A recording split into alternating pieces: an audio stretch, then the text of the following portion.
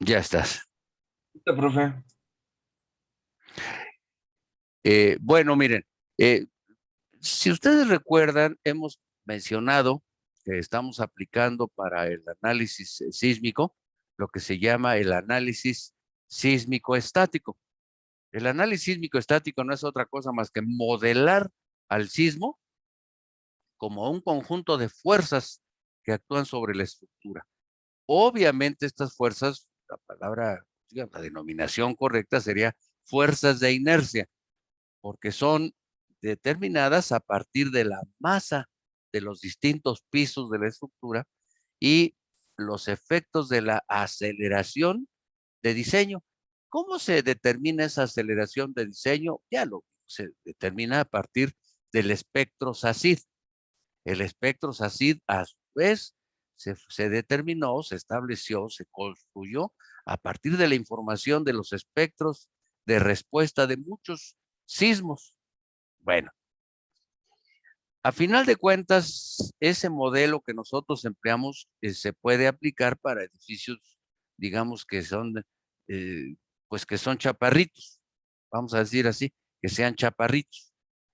La razón es porque estos edificios chaparritos tienden a comportarse, su comportamiento principal es alrededor del periodo fundamental, es decir, que cuando empiece a temblar, estos edificios mueven la cabeza.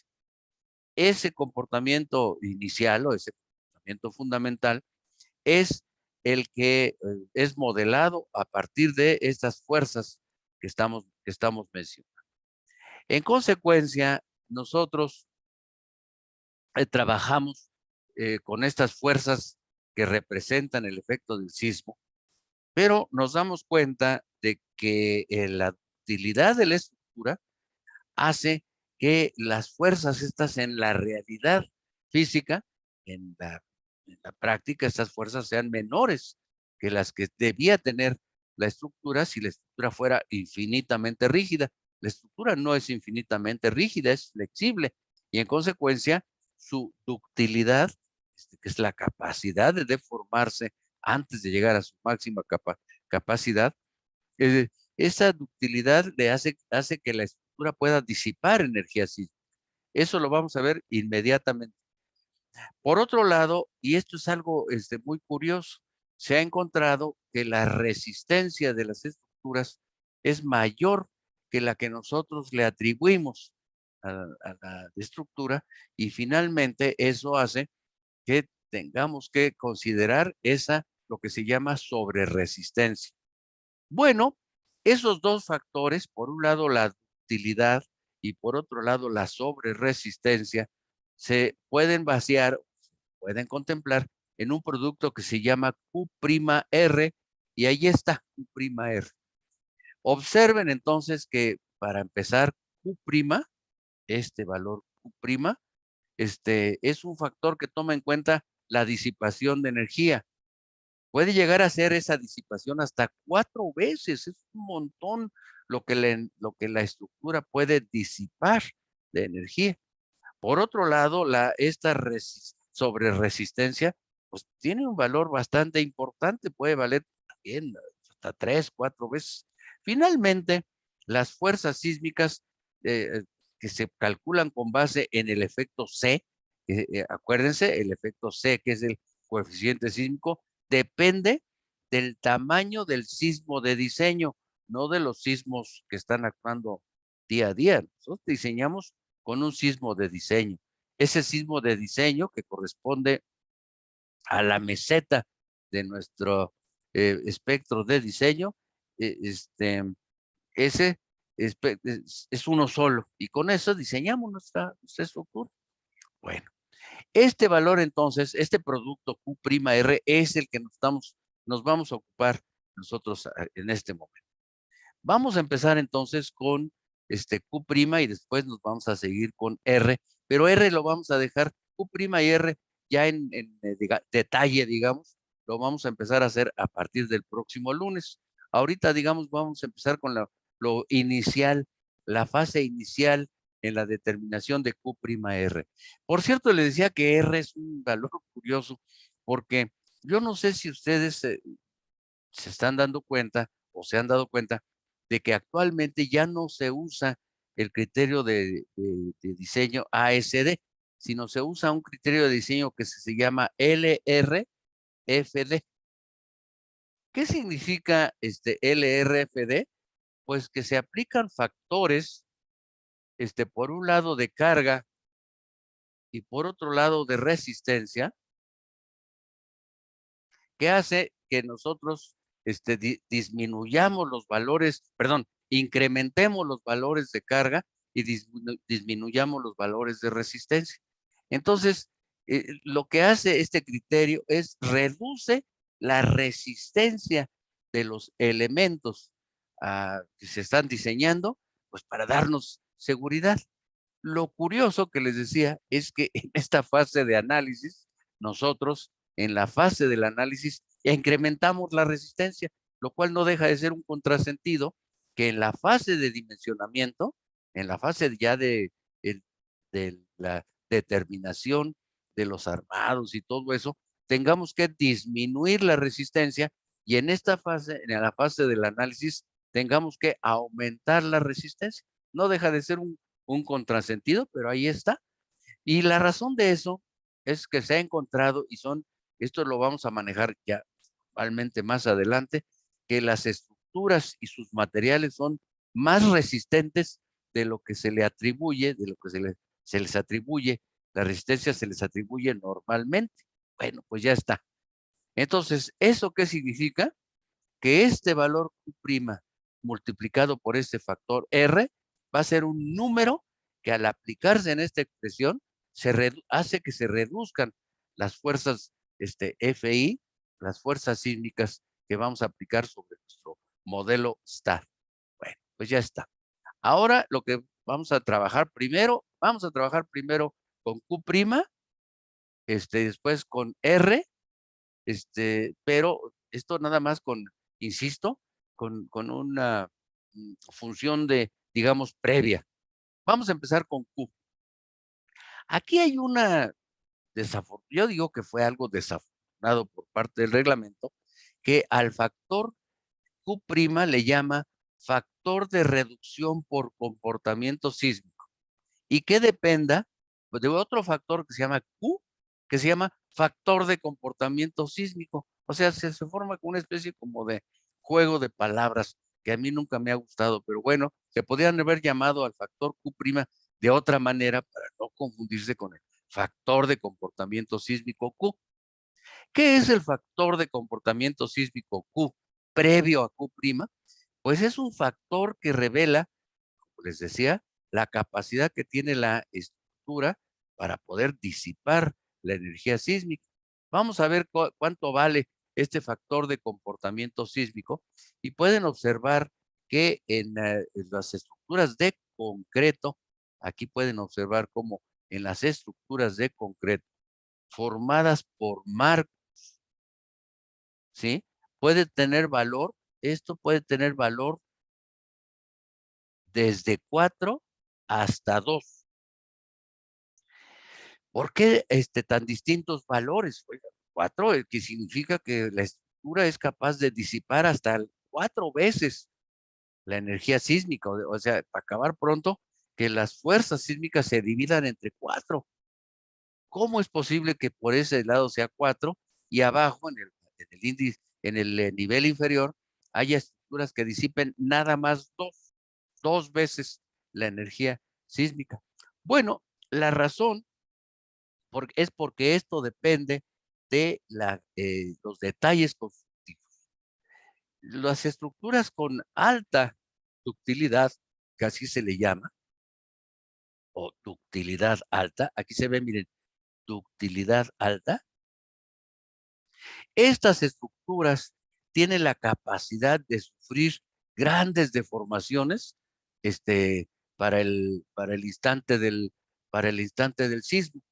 Estas deformaciones entonces se garantizan o nosotros garantizamos que la estructura pueda sufrir esas grandes deformaciones, reforzando todas las zonas que puedan tener problemas debido a esas grandes deformaciones. Específicamente, este tipo de edificios, los edificios de alta ductilidad de concreto, o de marcos de concreto de alta ductilidad, lo que se hace es se hace un gran detallado y hay una gran cantidad de refuerzo en los nodos, principalmente en los nodos.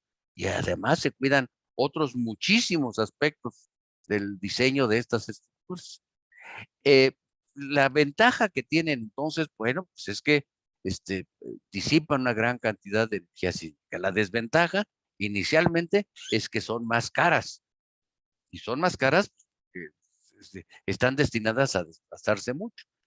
Y por otro lado, bueno, y a tener gran detalles muy importantes de refuerzo. Por ejemplo, les decía yo, en los nodos, híjole, es un problema porque hay que meter ahí un montón de acero, tanto en estribos como en acero de corrido, de longitudinal, pues para garantizar esa ductilidad.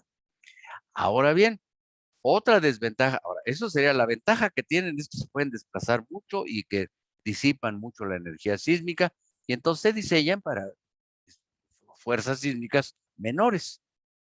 Pero por otro lado, tienen su principal ventaja se puede volver desventaja. La desventaja consiste en que al poderse desplazar tanto, pueden golpear a los edificios vecinos si no se dejan buenas juntas de juntas sísmicas entre edificio y el edificio vecino.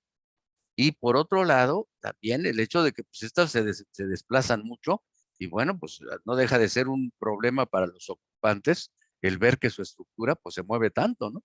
Pero lo principal es que estas estructuras entonces de alta ductilidad tienen un factor Q muy elevado. Nuestra estructura con la que vamos a trabajar es una estructura de ductilidad baja. Esta tiene la gran ventaja de que los detalles constructivos no son tan importantes, aunque sí tienes detalles constructivos destinados a resistir el efecto de los desplazamientos. Como estos desplazamientos no son tan grandes, entonces no tenemos que preocuparnos por tantos detalles de diseño en concreto. Eh, en este caso, como les vamos a permitir que su desplazamiento sea menor, entonces el factor de desplazamiento sísmico que vamos a considerar es 2. Este va a ser entonces el valor para nosotros característico, que se llama factor de comportamiento sísmico, es 2. No confundir con el factor de reducción por comportamiento sísmico, que ese de aquí sale y vale y se denomina Q'. Muy bien. Entonces nosotros vamos a usar este valor Q igual a 2 y de aquí Q'. Pero por lo pronto vamos a usar este valor previo Q igual a 2. Quiero hacer la aclaración entonces que para distintos tipos de estructuras de concreto, pues hay distintos valores también para el factor Q, aunque si se dan cuenta es muy parecido. Marcos de elementos prefabricados. ¿Cómo son estos marcos de elementos prefabricados? Pues se ponen las columnas, se le colocan las traves en las ménsulas, en las zonas de apoyo que están previamente construidas en las columnas y después se hace un colado para unir el refuerzo de la columna prefabricada a la trave prefabricada.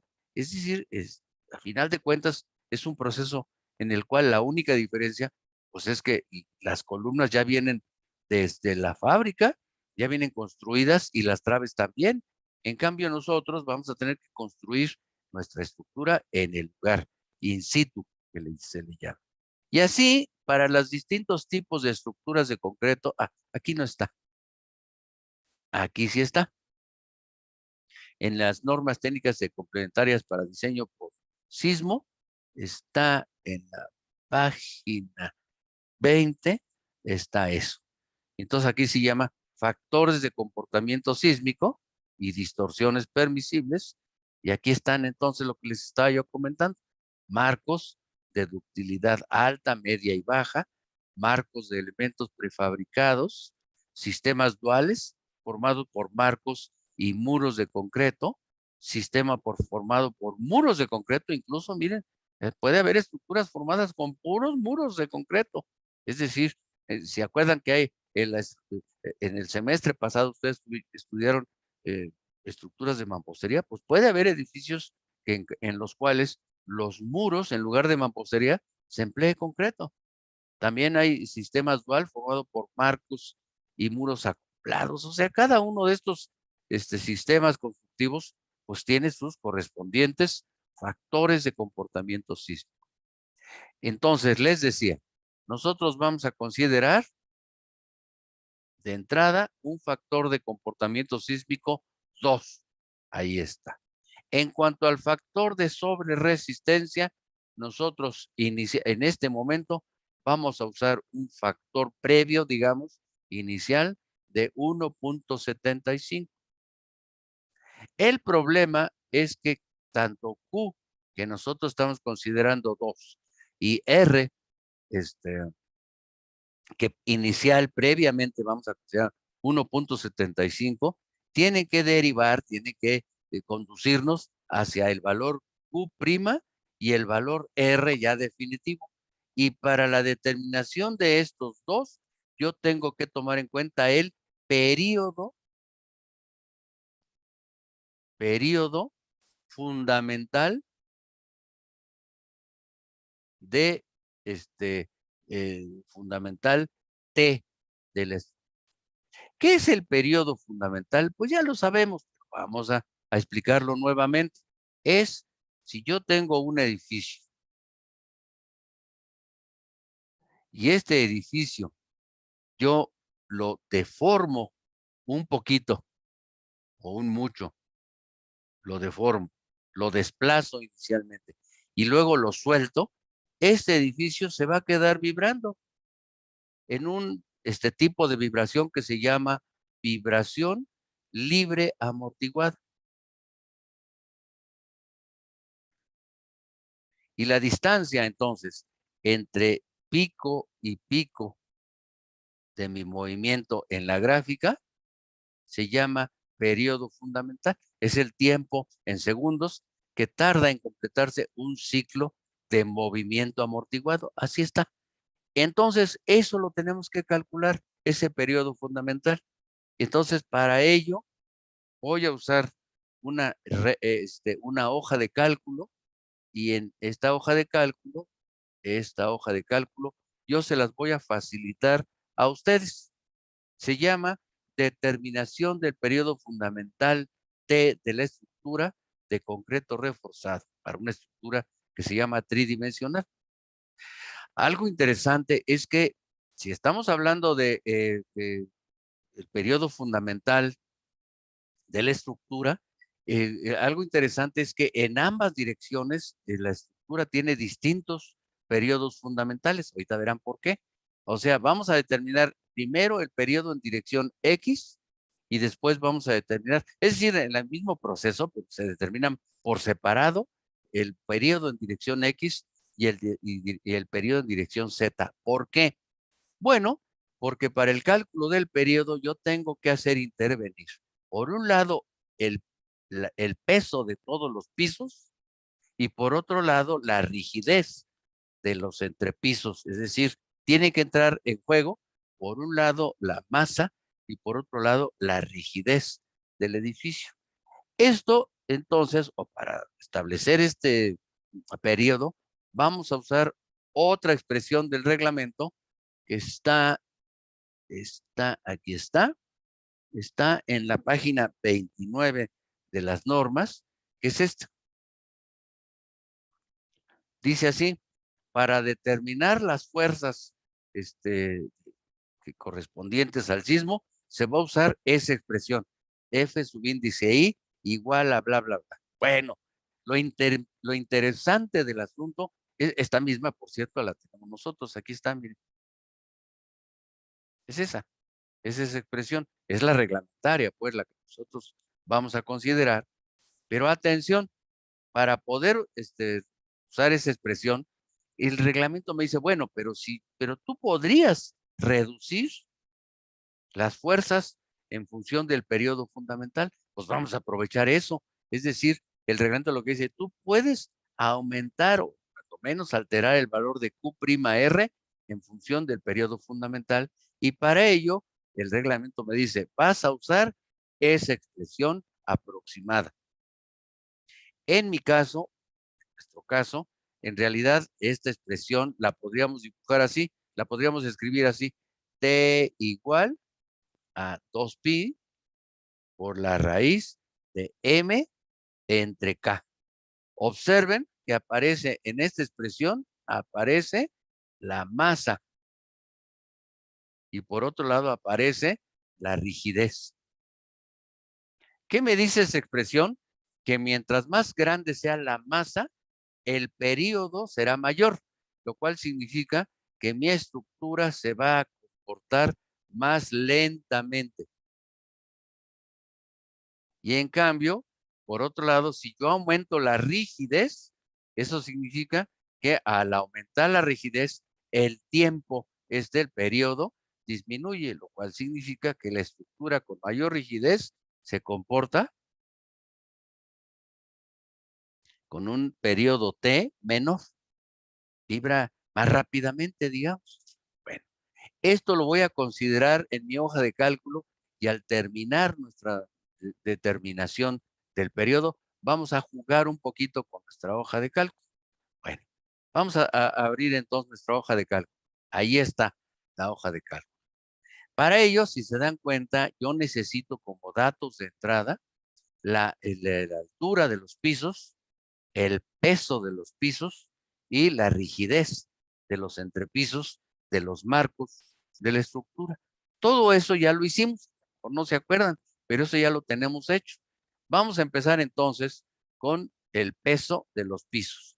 Para ello, nosotros usamos el programa STAR, en el cual determinamos el peso de cada uno de los pisos por un procedimiento que se llama por seccionamiento. Destruimos la estructura poco a poco, mochándole la parte inferior, y así obtuvimos este peso. Aquí me dice que el peso de hasta arriba, perdón, el piso de hasta arriba pesa 325, el cuarto piso pesa 380, etcétera, etcétera, etcétera. Todo eso yo ya lo tengo apuntado, ya lo apunté aquí, y entonces lo voy a hacer. Me voy de aquí y me voy a la hoja de cálculo. Y entonces el peso superior pesa, perdón, el piso superior pesa 325. El siguiente pesa 380. El siguiente 387. El siguiente 402 y el piso de hasta abajo pesa 407 toneladas. Ya tengo ese este, peso definido. Ahora vamos a las alturas. Si ustedes recuerdan, nosotros consideramos las mismas alturas que las que se usaron en el análisis de STAD de nuestra estructura. Entonces, ahí consideramos que el piso de hasta abajo está a 3.25 metros de altura sobre el nivel cero. Después el siguiente sería 6.25, 9.25, 12.25 y 15.25. Ya está, ya tengo declaradas por un lado el peso de los pisos y por otro lado la altura de los pisos. Ahora vamos a declarar la rigidez. Si ustedes recuerdan, y eso lo vimos la clase pasada, esta clase se grabó, la tenemos grabada, y por eso les preguntaba al principio de la clase si habían ustedes visto la grabación, porque esta información la vamos a usar. Dijimos que para los marcos A, B y C, la rigidez de los entrepisos era 26.3, 22.2, 22.2, etcétera, etcétera, etcétera. Eso lo tengo yo copiado, y entonces lo voy a declarar aquí en la hoja de cálculo.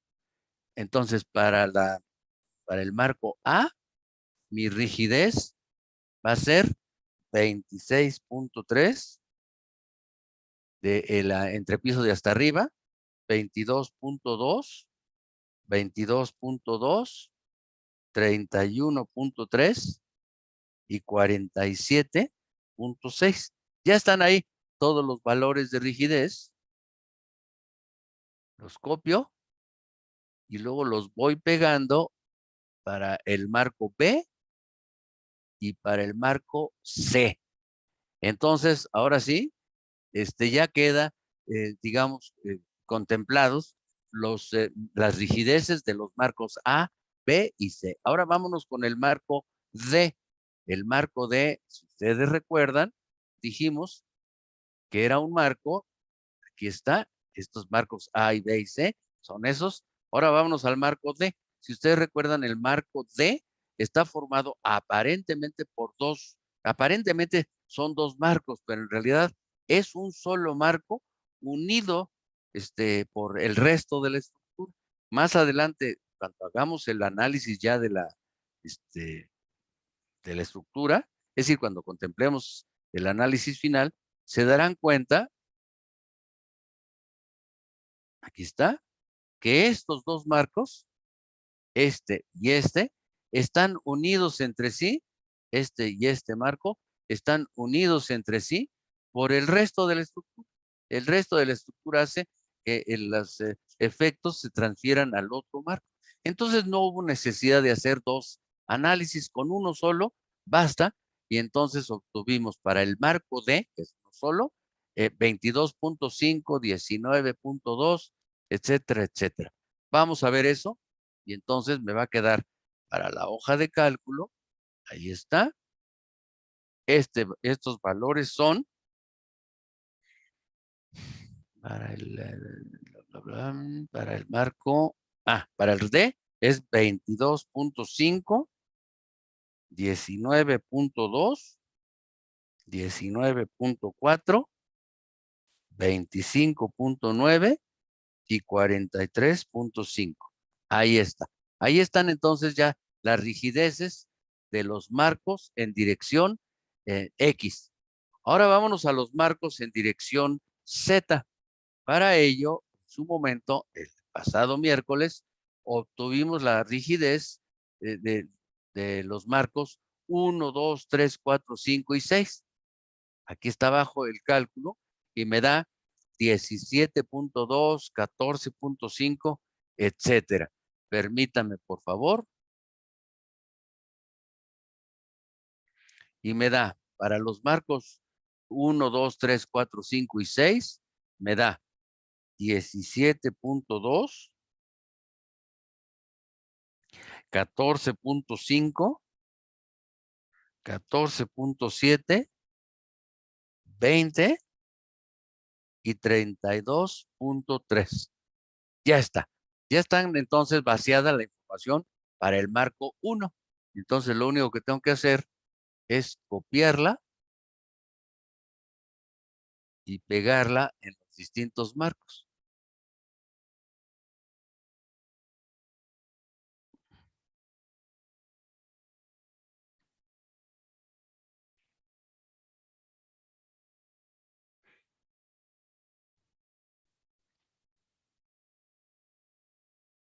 Ya está.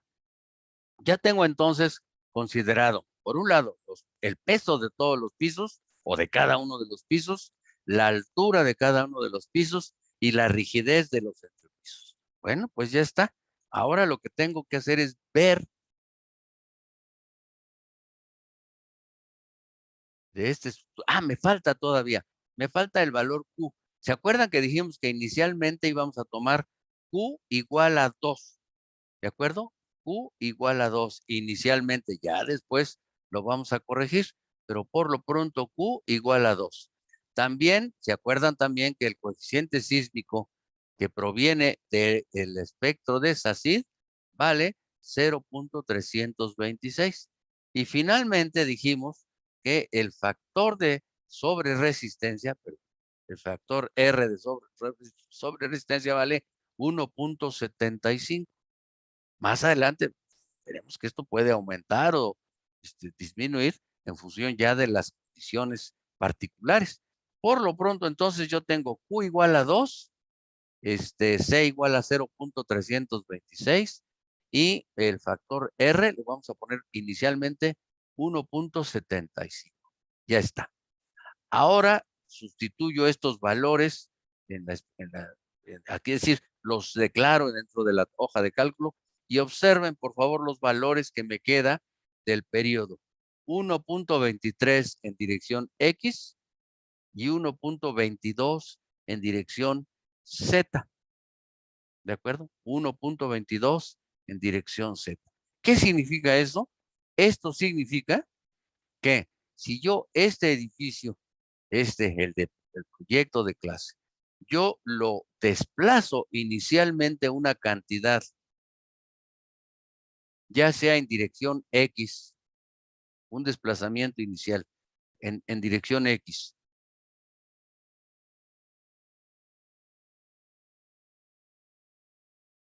Ahí así, obtendré un periodo de aproximadamente 1.2 segundos. 1.2 segundos. Esa sería la distancia que hay de aquí para acá en el movimiento amortiguado. Bueno, esto correspondería a este edificio, pero no es fácil imaginarse el mecanismo bajo el cual se obtuvo este periodo, este T. Lo importante es que ustedes vean esta expresión. Esta es la expresión reglamentaria que se usa y observen por favor lo que dijimos. Dijimos que esta también la podríamos expresar como 2pi raíz cuadrada de las masas. Aquí está entre G, miren, ahí está, aparece la letra G.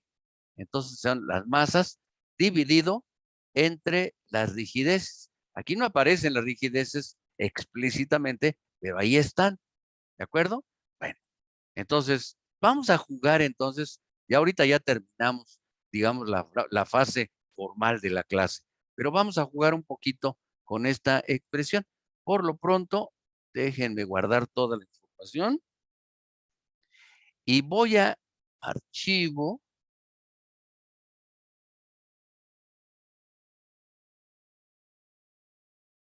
Y lo voy a guardar como,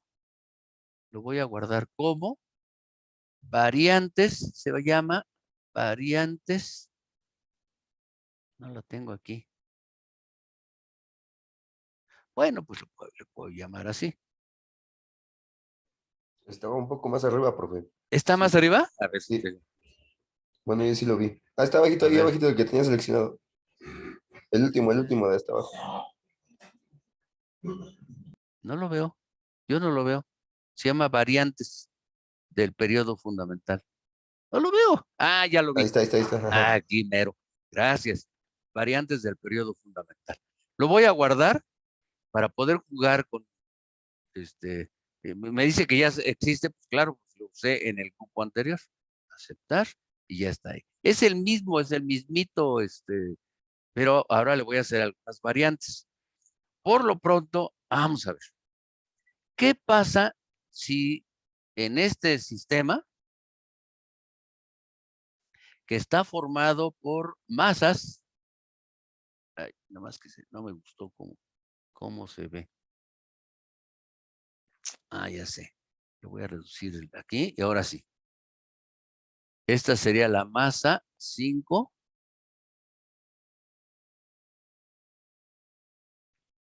masa 4,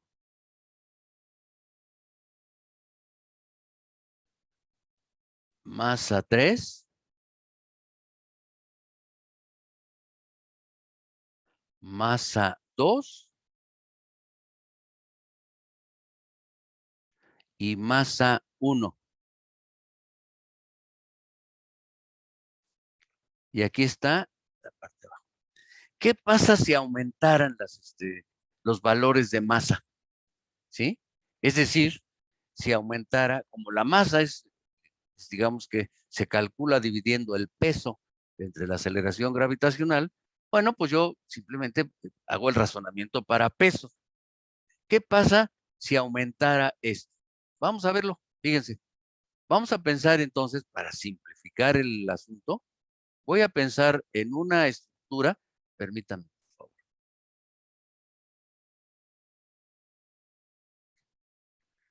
Voy a pensar en una estructura aquí.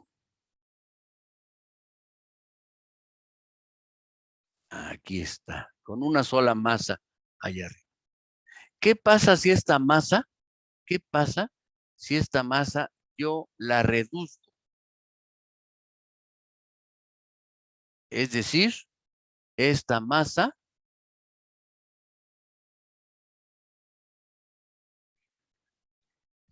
la hago pequeñita. Esta masa la hago pequeña. ¿Qué pasa? A ver, vamos a verlo. Entonces, al hacerla pequeñita, déjenme salirme de aquí. Aquí está. Ahora fíjense, por favor. Yo tengo una columna y le quité de plano le quité la masa ahí arriba. ¿Qué pasa ahora si esta masa vale 0? Observen entonces el comportamiento. ¿Se dan cuenta? Entonces, ¿qué quiere decir? Que si yo reduzco el valor de la masa, si yo reduzco drásticamente el valor de la masa, lo estoy reduciendo. Entonces, lo que va a pasar es lo siguiente, fíjense.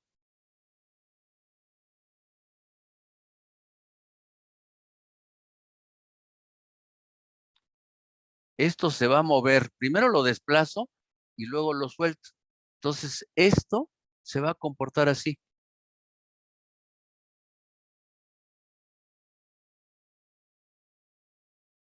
Es decir, se va a mover más rápido, lo cual implica que los periodos van a disminuir. ¿Se dan cuenta? Los periodos van a disminuir. ¿Por qué van a disminuir los periodos? Pues porque aumentan las vibraciones, las frecuencias, perdón. Se hace más rápido el movimiento. Vamos a verlo. Por eso les decía que podemos jugar con esto. En lugar de 325, en lugar aquí, le voy a poner 30. Y para no complicar el asunto, a todos les voy a poner 30. Ahí está. Ahora vean lo que pasó. ¿Se acuerdan que era de 1 punto y fracción? Vean lo que pasa ahora. Ahora disminuyó a 0.36 y 0.35 del otro lado. ¿Ya vieron por qué? Al disminuir la masa, el movimiento libre amortiguado se vuelve más rápido. Ahora voy a hacer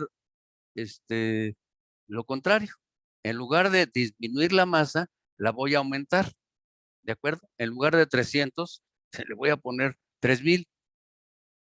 Claro, es un absurdo. 3000 toneladas.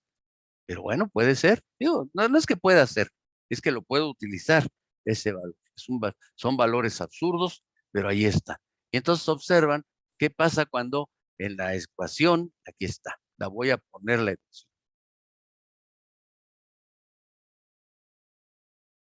En la ecuación que dice que el tiempo t será igual a 2pi por la raíz, 2pi, por la raíz de m entre K, estoy aumentando en este caso la masa, el tiempo va a aumentar y obviamente lo que va a pasar es esto.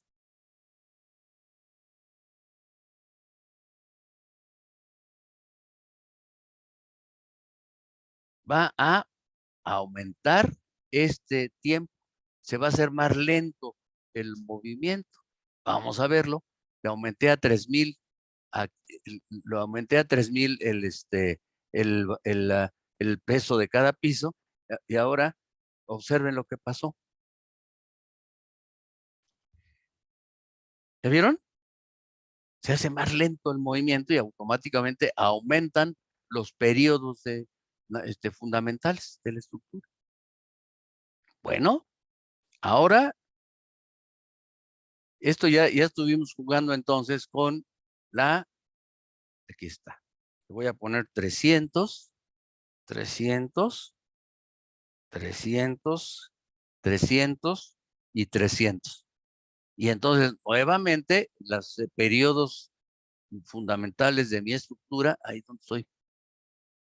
Me pasé. anda alrededor de un poquito arriba de un segundo. Ahora voy a jugar con la rigidez, ¿de acuerdo? Ahora el cambio va a ser aquí. La masa la voy a conservar igual y ahora lo que voy a hacer cambios es en la rigidez. Y eso, pues creo que ahora sí ya ustedes ya esto lo entienden a la perfección. Si el movimiento, si la estructura es más rígida, los movimientos son más rápidos. Pues eso se ve claramente. Entonces, aquí, vamos a ver. Entonces, en lugar de 26.3, aquí le voy a poner, aquí, le voy a poner 200.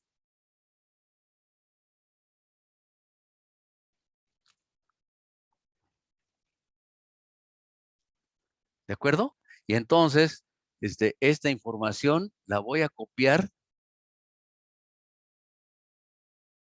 para estos marcos, e incluso para el último marco, también lo voy a poner con una rigidez de 300. Ya está. Entonces, observen, ¿qué es lo que estoy haciendo? Observen entonces que en dirección X, la estructura es muy rígida, y en cambio en dirección Z, la estructura es menos rígida. Vamos a ver cómo afecta estos cambios, cómo afectan al periodo fundamental. Muy rígida, se reducen los periodos. Menos rígida, siguen igual, 1.12. ¿Se dan cuenta? Entonces, esa es la forma en que se alteran los periodos fundamentales con el cambio, por un lado, del peso, por otro lado, de las rigideces. Y lo curioso es que estas alturas no afectan mucho, fíjense. Las alturas no afectan, no están afectando tanto el, el, la rigidez del, del sistema. Estas alturas permanecen, si estas alturas son grandes, las rigideces, sí, claro, cambian, pero no tanto, digamos. Entonces, aquí lo que quiero que vean ustedes es la importancia de los pesos, de los pisos y de la rigidez de los elementos. ¿Sí quedó claro? ¿Está claro? ¿O hay algún problema por ahí, jóvenes? Claro. Bueno, entonces, fíjense, originalmente aquí estoy considerando un valor de Q de 2.0, perdón, y de R, un valor inicial de 1.75. Entonces, ahora lo que voy a tener que hacer es desplazarme de Q a lo que se llama factor de reducción por comportamiento sísmico. Insisto, el nombre se parece muchísimo. Y por otro lado, al factor R, ya, el correcto, el definitivo. Y estos valores Q' y R, ya los valores definitivos, ya los voy a emplear en mi expresión, en esta expresión. ¿De acuerdo? Q'R, ya los valores definitivos, y voy a obtener las fuerzas sísmicas que se producen en cada piso. ¿De acuerdo? Y esto me va a conducir, desgraciadamente, todavía me falta, después de esto, hacer un análisis que se llama análisis por torsión sísmica. Pero eso lo vemos a partir del lunes, esa es otra cosa. Ahora, esta determinación del periodo fundamental de la estructura, ya se las dejé, ya está asignada como tarea, jóvenes, ya está asignada como tarea. Entonces aquí el trabajo en clase ya tiene determinación de periodo fundamental de- determinación de periodo fundamental de la estructura en ambas direcciones. ¿De acuerdo? Ya échenle un revisón y ya está allí. Bueno, pues ya está. Jóvenes, con esto terminamos la clase de hoy y entonces nos veríamos el próximo lunes. El próximo lunes, seguimos. Ahora sí ya tengo el periodo fundamental, ya puedo obtener el valor Q' y el valor R ya en su forma definitiva. Neri Cerón, ¿llegaste? Neri Valencia, perdón. Neri Cerón, perdón. Valencia. ¿Sí llegó? Profe, yo también falté de lista. Sí. Vázquez Nava. Neri no llegó, ¿verdad? Vázquez Nava, ya estás aquí. Aldair. ¿Quién más faltó? Trip Fuentes, profesor. Ya estás aquí, Rommel. Y ya Sí. está, ya no faltó nada. Muy bien, jóvenes. Pues entonces nos vemos el próximo lunes. ¿Vale? Profe, Órale, pues. ¿me permite 5 minutos ahorita al final, por favor? Ah, sí, claro que sí. Por supuesto que sí. Gracias. Entonces, puedes dejar de grabar. Entonces, Daniel. ¿Sí estaba grabando? Bueno. Sí, profe, Órale, pues. dejo de grabar, le pongo pausa. Sí, ¿O sí, no, ya terminamos la clase. Ok, profe.